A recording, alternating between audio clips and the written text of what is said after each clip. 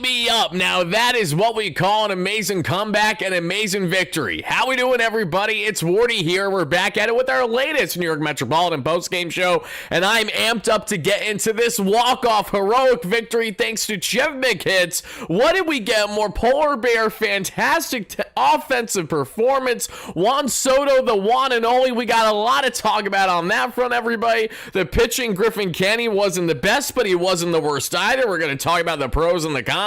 This was a big victory for the Mets. It felt like it was yet again another frustrating late game one-run loss to the Nationals, just like what we saw there in DC a month or so ago where the Mets split that series. But no, the boys came to play. They didn't have many opportunities with runners in scoring position, but they hit with 2 outs and runners on when they needed to late in this ball game. The key bats towards the top of the lineup showed up when they needed to down in crunch time. The bullpen held its own yet again, like they have done so well for the good portion of the season. Everybody, spam those W's as your first chime in live on a replay. How we doing, everybody? It's your guy Wardy here, and I'm amped up. That is a big victory, and that, my friends, is how we go about kick-starting this week, this series here against the Washington Nationals at Citi Field. How we feeling, everybody? How the vibes doing right now? I want to see those W's spammed right here, right now. Your guy Wardy is going to be in attendance for Friday and Saturday's games. I'm so excited. I cannot wait to be there against the Tampa Bay Rays. But before we get there, the boys got to perform against the Washington Nationals, and they're doing exactly that to begin this one. The Mets win in a walk-off fashion 5-4, and we're going to break down this entire ball game. We're going to get through the highs, the lows, everything in between for you guys. Greg, great member of the 5 Hollis, states the following: the scary thing about this team is they have the second best record in baseball, and they can still get better. Oh yeah, Juan Soto is now just starting to heat up, right? Pete Alonso, we know how great he's been this season. You look at the depth of this offense, and you know that there's a lot more to be had throughout the course of the 162, and I know you guys are feeling absolutely electric right now. I'm seeing in the chat, everybody, because we're going to break down the pitching. So what I want to see and hear from you guys in the live chat and our replay viewers down below, everybody, is I definitely want to see and hear you guys start to marinate your thoughts and just let it sit there up until we break down more on Canning's final line, how you would grade Griffin Canning's final line on a scale of 1 to 10. Don't tell me now, tell me later on in the show. Jose Budo, Mr. Jose Castillo, yes, Justin Garza, that I broke down for you guys in a video that dropped earlier today. So I hope you guys were one of the first 7,000 or so that saw it, because if you were, then you guys know a bit about Justin Garza before the next guy. And he made his Mets debut today, and he was nails. Reed Garrett, what else do I need to say? As long as that man is rested, he's an absolute stud for this team. And offensively, this is how the ball game ended for the New York Mets. As you guys see there, top to bottom, we're going to get into everything on this point of the offense, what we liked, what we didn't like, everything in between there, folks. But as always, everybody, after a big victory, especially a big walk-off win like this against the Washington Nationals, we got to let it rip as we always do with the one, the only, the official WardyNYM post-game jingle. Let's effing go, baby. Let's have ourselves a Tuesday. Let's do this.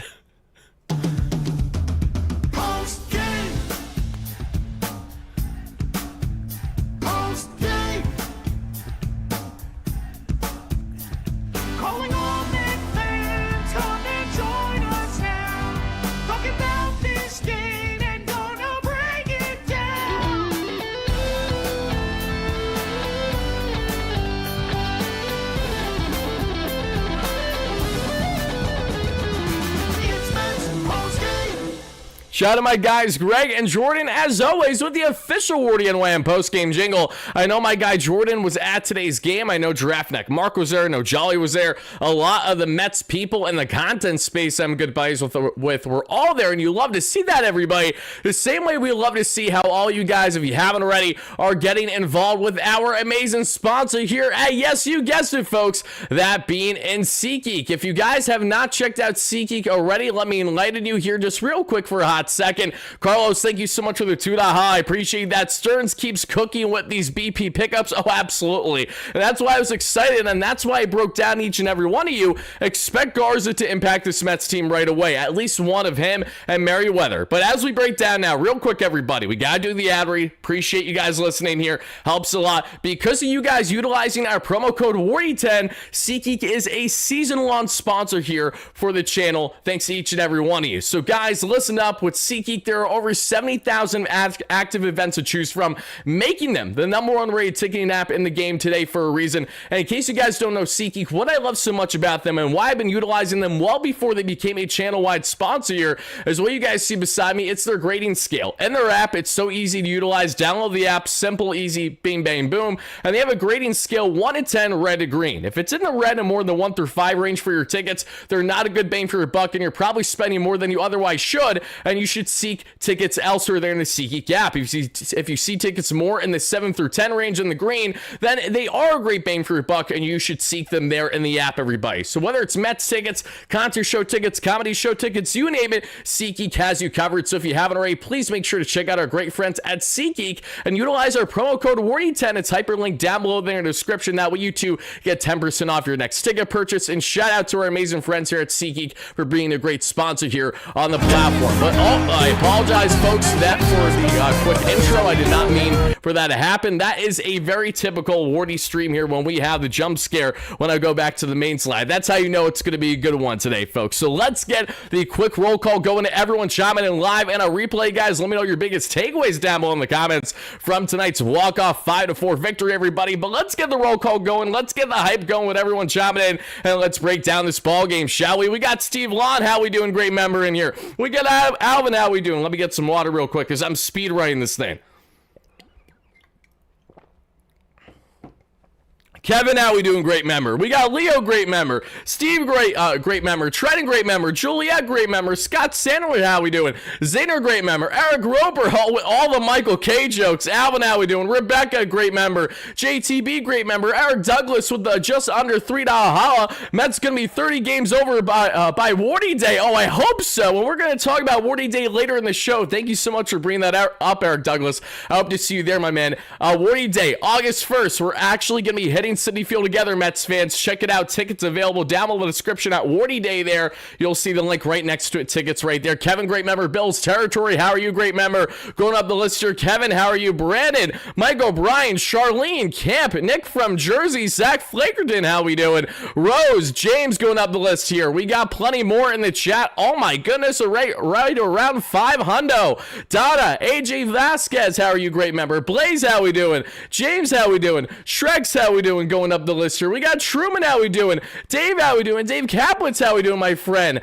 Kevin Weiss, great member, going up here. Geraldo, how are you? Let's see, Carlos with the donation earlier. Thank you again. Kiko, Adrian Gonzalez, Charlene, again, going up here. Let's see if I didn't miss anyone. I don't believe I did. All right, guys, thank you again. I apologize if I missed anyone's comments. Caleb, Rebellion, let's see here. Trenton, I will get to all you guys as much as I possibly can throughout the course of the live show, but we got a lot to break down here. Anthony, great member, fellow YouTuber, thank you for chiming in, everybody. How are you feeling? Like I said, a very nice feeling to start this week. I don't know about you guys. First, we have not only the Mets are heading into this key matchup against the Nationals when you know very well that they should have won at minimum 3 out of 4 there in DC a month ago. I'm still frustrated by it. The Mets and 4-game series splits make me want to pull my hair out because in both of the 4-game series splits that they've had so far this season, they let it get away by little blown opportunities late in the ball game. But oh baby, did the roles reverse in today's matchup for the Mets, because not only were they trailing and rallied back, but they did it in a fantastic dramatic fashion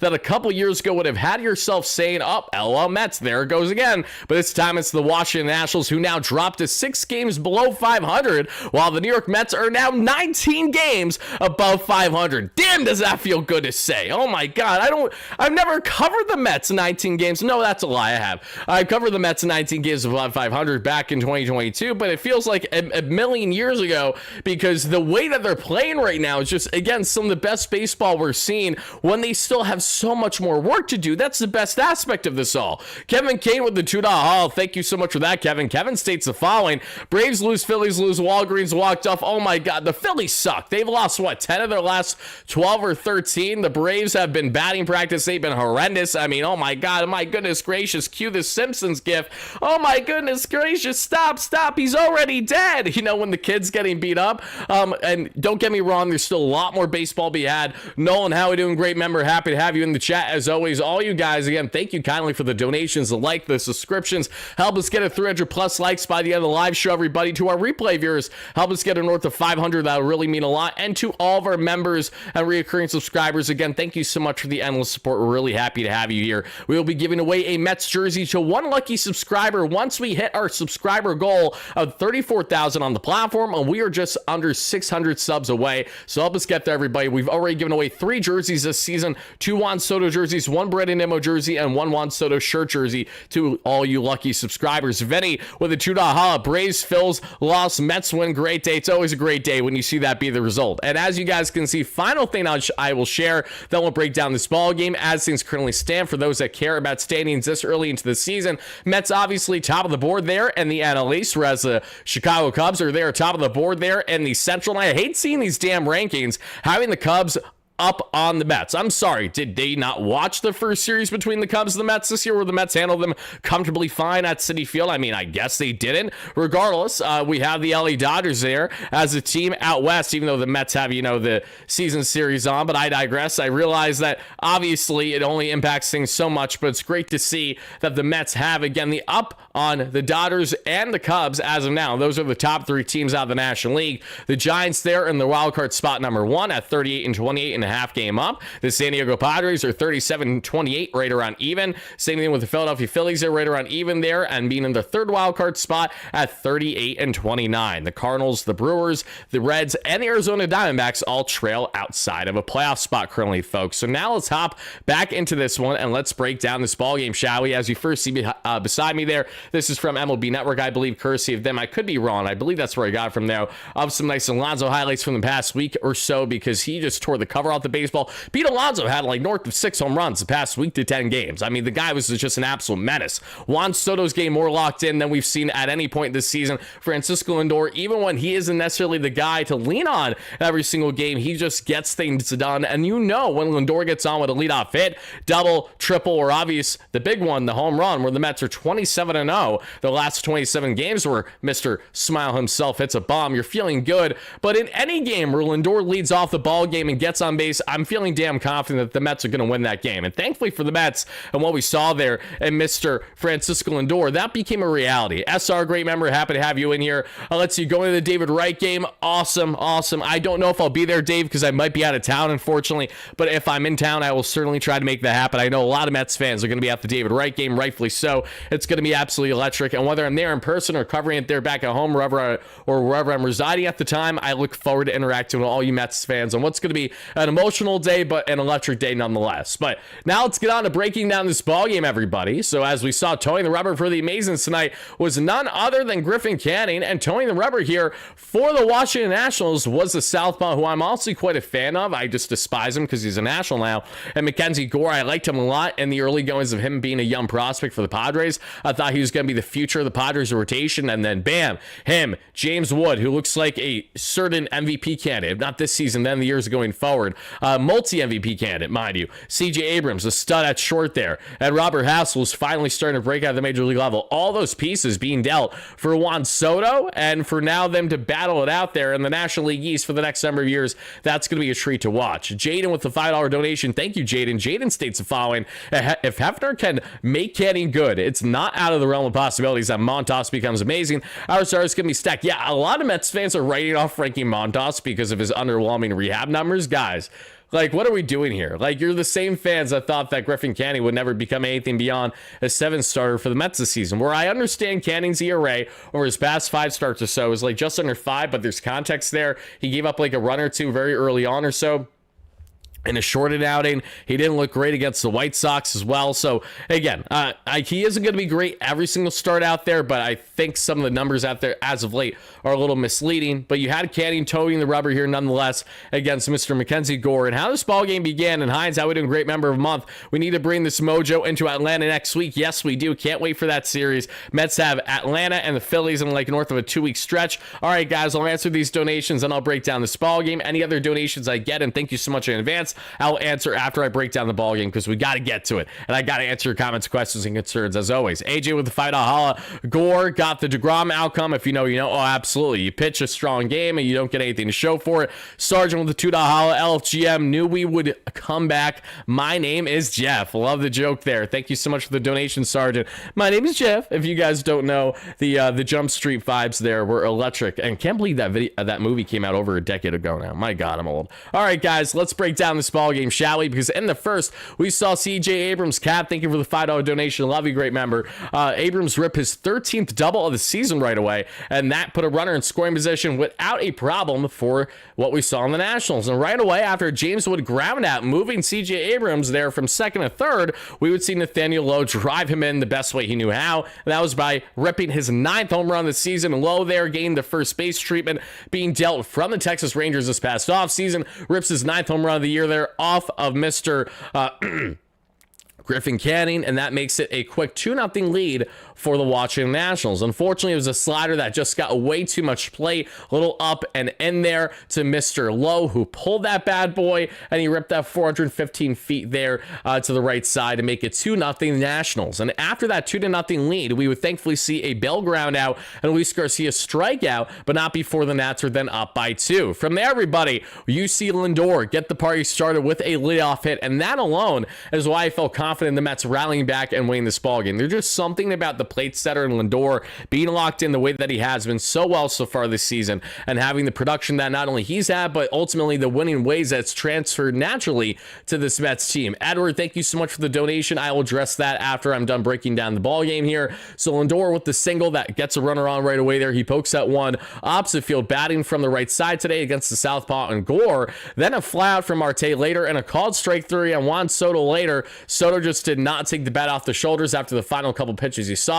Not a great first at bat, but he would make up for it later on in this ball game. And that too was a personal feeling that I had, where I told myself after that strikeout there, called strike 3 on Soto, I had a feeling that he was going to have a good day today. I didn't necessarily know how good it was going to be, but I knew it was going to be a productive day for Soto, because the at bats he's taking now are not nearly as lackadaisical, where he's taking strike 3 down the pipe multiple times, in Boston, the way that he initially did there that we saw in that series. So I was feeling fairly confident with Soto, all things considered here. And then we saw a pop out in Alonso, which then gets us set for the second inning. And the second inning, Alex Call greets Mr.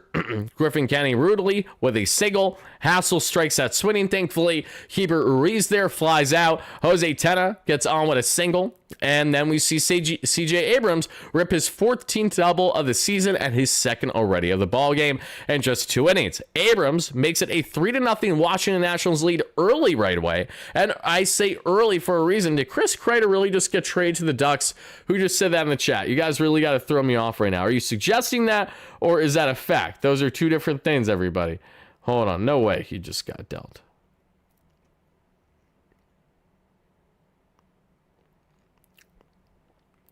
Oh, the Rangers and Ducks are in advanced trade talks that would have Kreider move to Anaheim. I mean, that makes sense. A little quick hockey tangent, guys, and I'll shut up for my Ranger fans out there. If you're an Islander fan or Devil fan, I know I'm making your ears bleed. I apologize. But the Rangers and Anaheim have had connections past number of years, going back to their previous free agents there. And obviously, Frankie Vetrano and Ryan Strome ultimately land there, and then Strome to sign a multi-year deal there. Jacob Trouba, our former captain, being dealt there just over this past year alone. Not shocking that Kreider would basically join more of the former Ranger group there in Anaheim, kind of for the remainder of his career potentially there with the Ducks. I love Chris Kreider. Wish him the absolute best if he does get dealt, and that's all I have to say about that. But now getting back into this one, everybody, CJ Abrams rips his 14th double, which makes it a 3-0 Washington Nationals lead. Don't love that, obviously, but I knew it still wasn't the end of the world either. As we would then see in the bottom of the second, everybody, Brandon Nimmo gets on with a leadoff single, so the Mets have their plate setter on right away. Then we would see a called strike 3 on Luis Torrens, not ideal, and then Tyrone Taylor strikes out swinging, but thankfully then Brandon Nimmo would go on to steal his 4th bag of the year, and that stolen base for Nimmo would be crucial to the Mets' success in this ball game, because Jeff McNeil, Morley, Jeff McHits,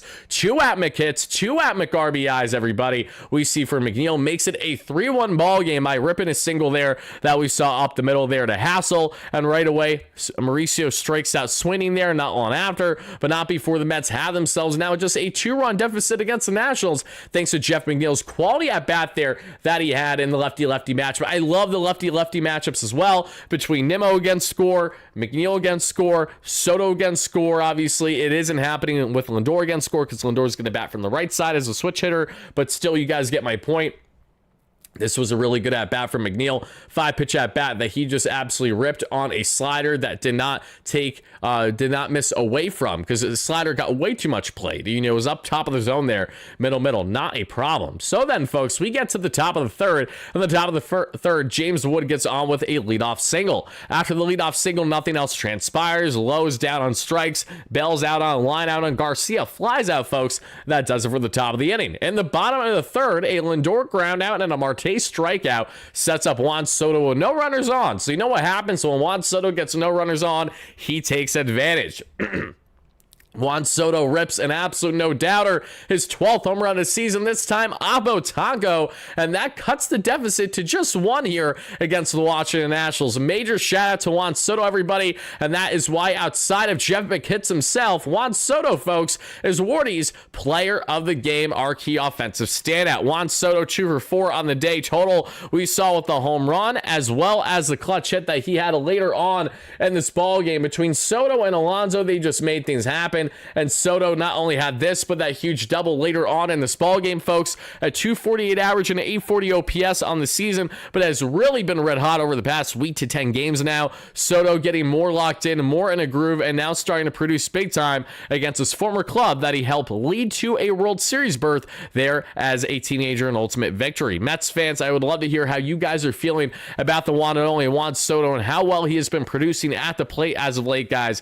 As man, oh man, is he looking fantastic. Taking advantage as well there of that double later on the ball game that Hassel just missed, but he smoked that baseball too, so I don't want to take anything away from Juan Soto. But the Oppo Taco, I love to see. You know, Juan is not known for hitting many bombs with runners on, so that felt like it was a good spot, especially with 2 out and no one on there for Soto to take advantage there in the key matchup. And he decimates baseballs, especially lefty-lefty. He is as good as any, if not better than most, at the major league level. So shout out Juan Soto, everybody, taking advantage and hitting a bomb against the man that he was traded for in part a couple years ago between the Nationals and the Padres. But now let's get back to the main slide here, folks. Let's continue to break down this ball game, because after Soto made it 3-2, watching the National lead, we then get to the top of the fourth. And in the top of the fourth, the Nats go down in order. A ground out on Alex Call, fly out on Robert Hassel, and a pop out on Keeper Ruiz does it. And then we get set for the bottom of that same inning there, where we would see with 2 outs, Tyrone Taylor rip his 9th double of the season. Tyrone continues to be productive with the extra base hits, especially there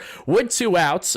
He's been tremendous with 2 out, hitting late and close situational moments in games. He's been insane. McNeil flies out, but the Mets are still just down by 1. But that changes here not long after, because in the 5th inning, after Jose Tena's strikeout, CJ Abrams takes Griffin Canning deep, and you guys see the start of the long ball becoming a recurring issue for Griffin Canning. Unfortunate thing is that Canning's pitch wasn't even terrible. It was 95 down and away. It was in the zone, but it was a nice down and away pitch that Abrams just took for an absolute liner of an opposite field bomb. There's only so much you can do when that happens, is what it is. Canning gives up his 2nd home run on the ball game. That gives the Washington Nationals at the time a 2-run lead, up 4-2 there in the 5th inning. James Wood would get on with a walk, but that's all she wrote there, as we would see James Wood get picked off later on in this ball game by Griffin Canning to end the 5th. In the bottom of the 5th there, we would then see the Mets go down in order. Ronnie Mauricio, who did get the start today there in the Mets infield, he grounds out. Lindor struck out on a foul tip, and the Marte flew out there, and that's an easy 1-2-3 there for Mackenzie Gore. Really getting in a groove in this ball game. Nats up 4-2. As we then enter the next inning, we would see Garcia get on with a 1-out walk, and then here comes Jose Butto. Griffin Canning's final line, folks, is as follows, as you guys can see right here, everybody.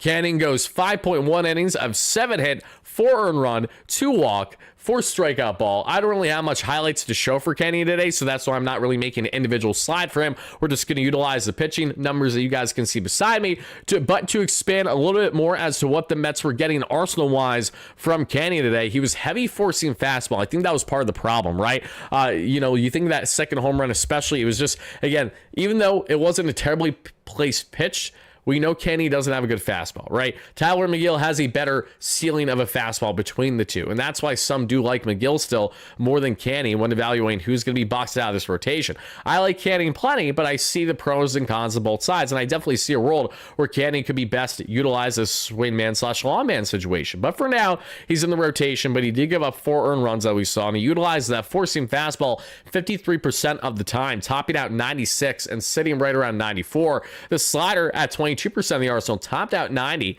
and sat right around what we saw there in 88. The changeup was at 16% of the arsenal, and he topped out 91 and sat right around 89. Steve, thank you so much for the donation. And yes, it is quietly up to 840. That's true. Only reason why I got a chance to answer that donation was because how quick it was. The other ones I'll answer soon.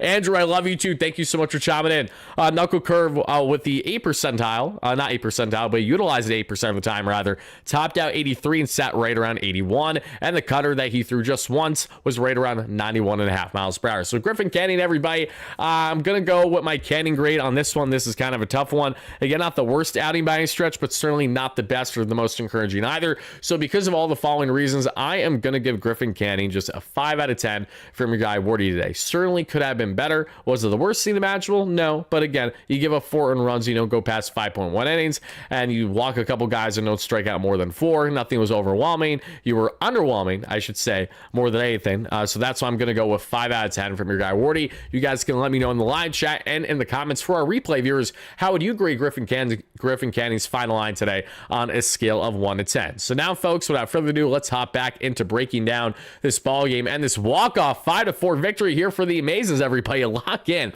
Let's talk about it right here, right now. So now let's get into it, everybody, because we would see in the 6th inning after Jose Butto comes in, we would see Butto come in and get a strikeout on Alex Call and a key ground out there on Mr. Robert Hassel, and that does it for the inning. Huge outs there by Mr. Jose Butto, who handles the runner on there without a problem with less than 2 outs, with which then gets us set for the bottom of that same inning. In the bottom of the same inning, the Mets go down in order. Unfortunately, 1, 2, 3 from Soto to Alonso to Nimmo.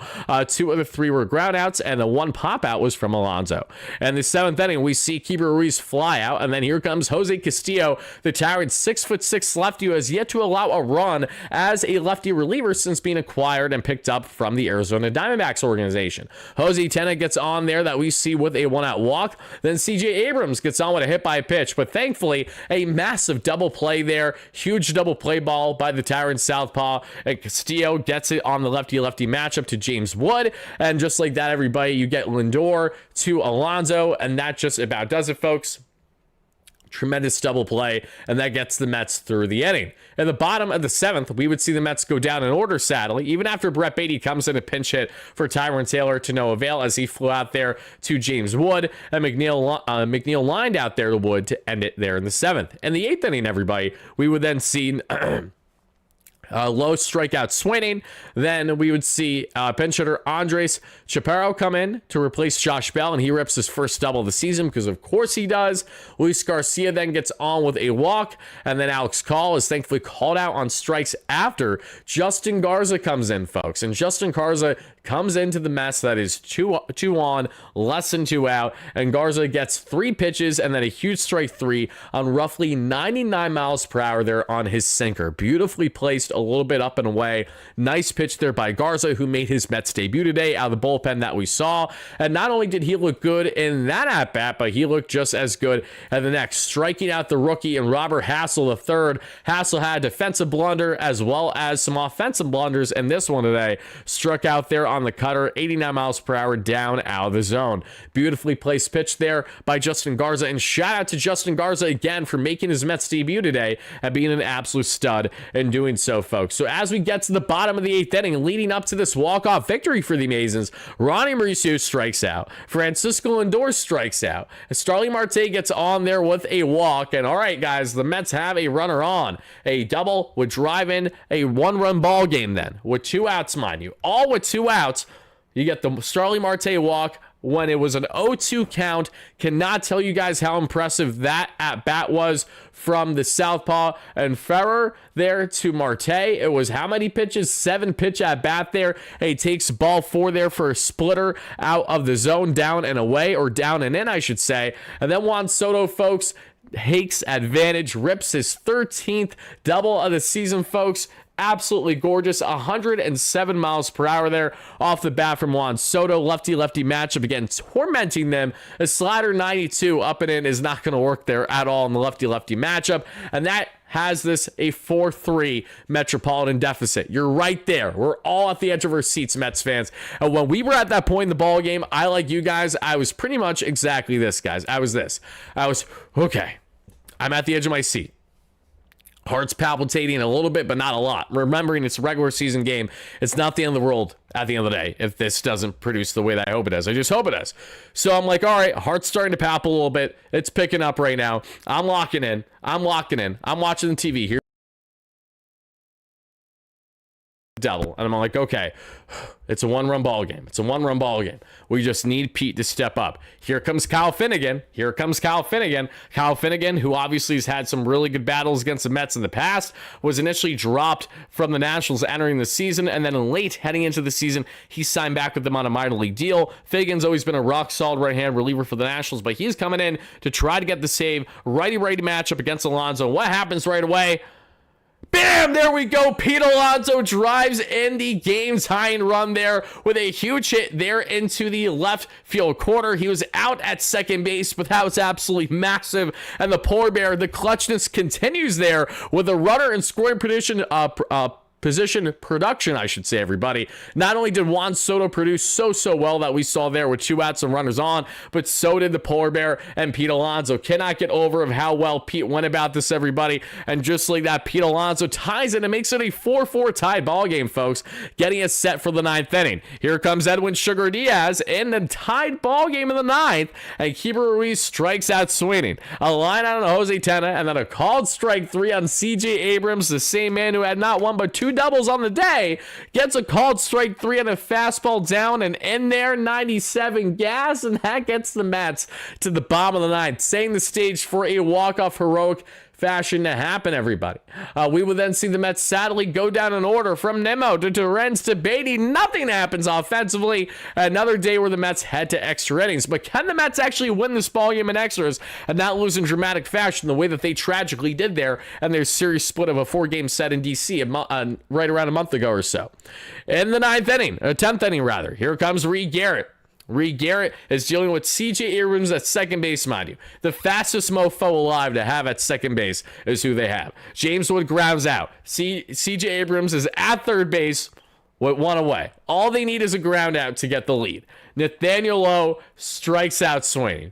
Huge strikeout. Bulldog strikeout by Reed Garrett. 3 pitches. First is a cutty, back-to-back splitties there, down and out of the zone, and he gets low to look stupid. And then Chaparro flies out, and that does it for a huge clean scroll sitting there for Reed Garrett. Reed Bulldog Garrett, Weed Garrett, as some of you guys love to say. And we head to the bottom of the 10th inning. And right away, folks, Luis Angel Acuna is the pinch runner for Beatty at second. A single wins this ball game. Jeff McNeil rips a double in the gap without hesitation there. His 6th of the season. First pitch swinging. That wins it. That walks off this ball game. And that ultimately gives the Mets a 5-4 victory, everybody. And that leads to the Mets now being, again, 19 games above 500. A series victory tomorrow puts the Mets 20 games above 500, and we are not even 2 weeks fully into the second, 2 weeks fully into the month of June. Like, are you kidding me? Thank you so much, Edward, with the donation, the $10 haul earlier. Edward stated the following: best home records, least runs against relief pitchers and starters, and soon best 1 to 9 hitters, and best team since June to June equals champions. Hype me up, Edward. You're gassing this up. Oh my goodness. Don't get me too excited, Edward. But all seriousness, I'm loving it. I'm loving it. You know, and as Jess is saying in the chat, I'm loving the cockiness to a degree as well that we're getting again from Juan Soto. He's getting that swagger back. He's getting that smile back. And he's just looking good. He's looking comfortable. He looks like he actually wants to be here. That's important. Then you add in the key production, because again, guys, the Mets didn't have a lot of opportunities with runners in scoring position today, but they actually took advantage of the opportunities given to them in this one. And as we evaluate the Mets heading further, Francisco Lindor was 1 for 4 in this ball game, a 282 average, and 837 OPS. Starling Marte over 3 with a run scored at 237 average, 720 OPS. Juan Soto with the home run and the double, 2 RBIs, 2 runs scored, 248 average, 840 OPS. The polar bear there that we saw with that huge RBI, 300 average and 983 OPS. Brandon Nimmo with a 1-for-4 game with the run scored, 231 average, 705 OPS in left field. Terens 0-for-4, 241 average, 698 OPS. Tyrone Taylor 1-for-2, 236 average, 638 OPS. Brett the Hitman Beatty 0-for in this one, 0-for-2, 226 average, 694 OPS. Luis Angel Acuna, that key game-winning run scored, 243 average, 580 OPS. Jeff McNeil 2-for-4 with 2 hits, 2 massive hits to say the least, to ultimately win this ball game, everybody. The two hits and the 2 RBIs played at both center field and second base. 266 average, 891 OPS. Put some respect on Jeff McNeil's name, including myself. Ronnie Mauricio 0 for today, 227 average, 701 OPS, but Ronnie's been fantastic. Again, him batting from the right side is just no bueno. We know he's a far superior lefty batter right now, and that will continue to show right now, at least in his young career. And pitching-wise, everybody, Mets, again, get the job done. Tremendous pitching. And look at this bullpen, guys. Just look at this bullpen, right? Griffin Canning, Jose Butto, Jose Castillo, Justin Garza, Edwin Diaz, Ree Garrett. And the Mets don't allow a single run after Canny is done in this ballgame. That's the difference, guys. This bullpen is insane. It's insane. And the Mets and David Stearns continue to pick up guys and have them eat innings here or there, and they make it work. And they do this every single year. And that is why, no matter how flashy or how small the pitching signing may appear, we're going to break it down on this platform, because you might have completely overlooked Justin Garza 48 hours ago when the Mets signed or acquired him, and now you're here saying to yourself, oh my God, I like this kid. Touching 98 on the gun, looking good. Why didn't the Mets have him up sooner? That's because they literally just picked him up. And Buzz Talk, happy birthday, my friend. Very happy to have you in here. You've been a great longtime follower, so thank you so much for chiming in this evening here on your birthday, too. I really appreciate that.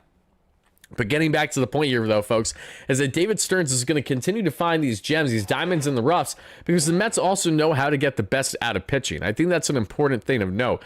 This is not the organization that was once the Will Ponzino regime that was reliant on past success to be the end-all be-all, whereas it has a lot more to do with proper player development and adjustments as a player ultimately continues their career.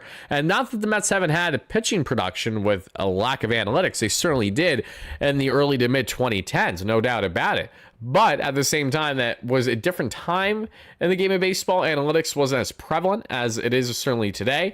And we also saw there was really the Mets taking advantage of just having a lot of great raw talents and a lot of guys that could get away with, kind of being ahead of the curve, especially on the velocity front, i.e. Noah Syndergaard. Syndergaard was the first to kind of throw out his velocity and slider consistently as a starter. That wasn't happening much, and that kind of started to change the wave and further amplify teams emphasizing velocity over anything else when looking to see how they're going to go about their pitching.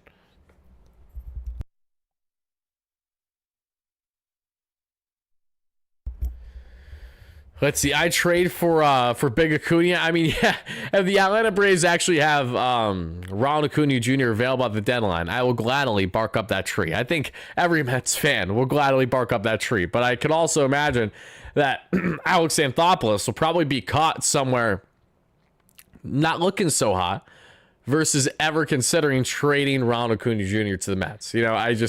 I feel like it would be a very similar treatment to how Mike Rizzo treated the Mets regarding Juan Soto, because the Mets did value Soto highly when he was available via trade that we saw a couple years ago from the Nationals.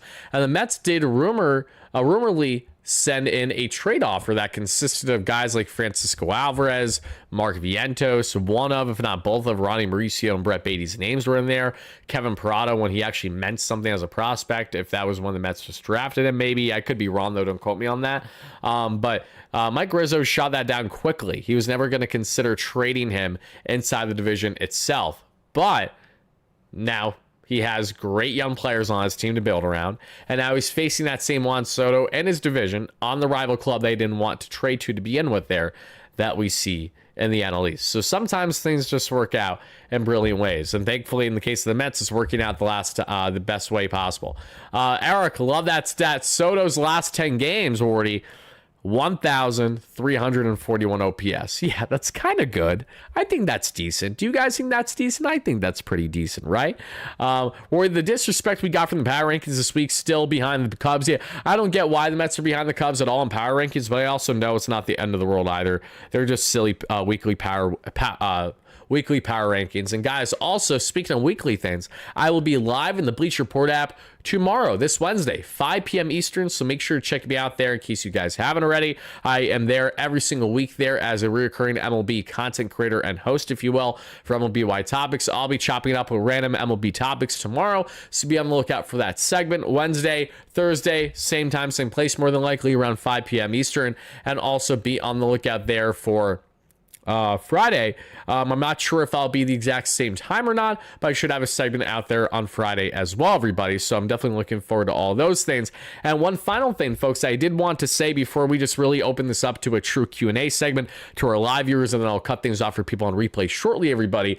Please take a look here just for a hot second. I greatly appreciate it, folks. We have Wardy Day. And in case you guys don't know Wardy Day, it has me so excited to announce and say, many of you guys have known this on the platform already, but we are actually going to be doing an event at Citi Field together August 1st of the season, the day after the MLB trade deadline, where we're going to be live streaming all day and sharing all key content as to what can be expected of the new players the Mets acquire. And some of them are going to make their debut potentially the very next day at Citi Field to begin that series against the Giants. And should that happen, folks, you're going to have an opportunity to hang out with your guy Wardy. Should you guys go out your way to seek tickets available down below in the description of the live show to check out, it'll be me, and with an exclusive number of Mets fans. We only have a limited number of tickets left, folks, so please make sure to check out to see what is still available should you guys have interest. And we will be having on-field pregame access for a group photo there on the warning track with all of us. And if you guys want to take, any selfies and stuff like that, I'm sure we can do that as well. I'm going to be giving you guys an $18 drink voucher and this